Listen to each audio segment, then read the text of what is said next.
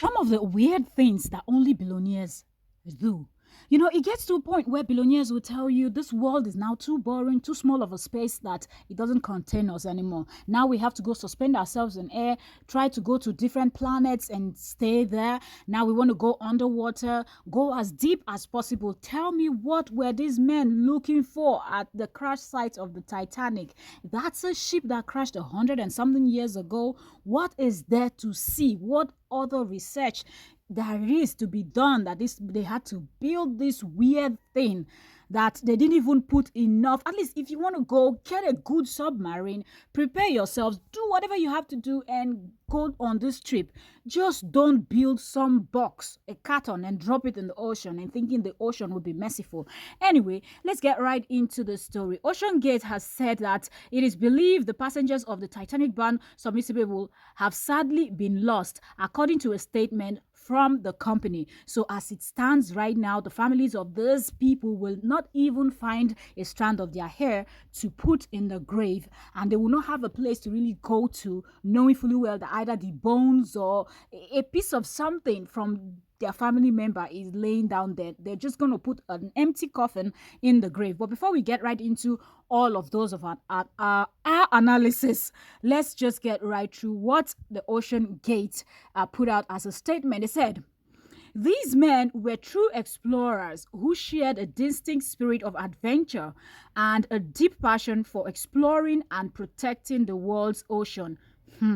Protect care, who send you work? According to the statement, our hearts are with these 5 souls and every member of their families during this tragic time. We grieve the loss of life and joy they brought to everyone they knew. Well, yeah, talking about protecting the ocean and doing whatnot. Look, the Titanic has long been gone.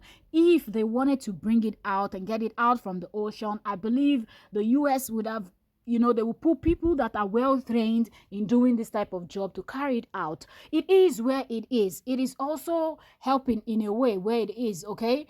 And what are you going to do there? This thing happened over 100 years ago, right? So long that this thing happened. People still want to spend $250,000 just to go end their lives. The worst part of this whole story, in my opinion, is the man that decided he was going to drag his son into this very weird trip. I want to really call it a stupid trip, but let me just use the word weird trip. And the fact that the aunt of this boy actually said that the boy in the 19 years old, he's only 19. At least the other men, they're old. Well, some persons might say, well, they're still not, but at least they've seen life. So if they ended like this, well, they knew what they were doing. But the 19 years old had to follow his father as a birthday, as a Father's Day, present, even though they said he was terrified of that trip.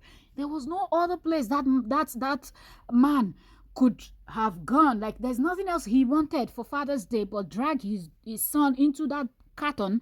That I don't understand how somebody will come up with something as weird as that, and you even agree or sign up to go in. Everything about that thing just looked like a huge joke.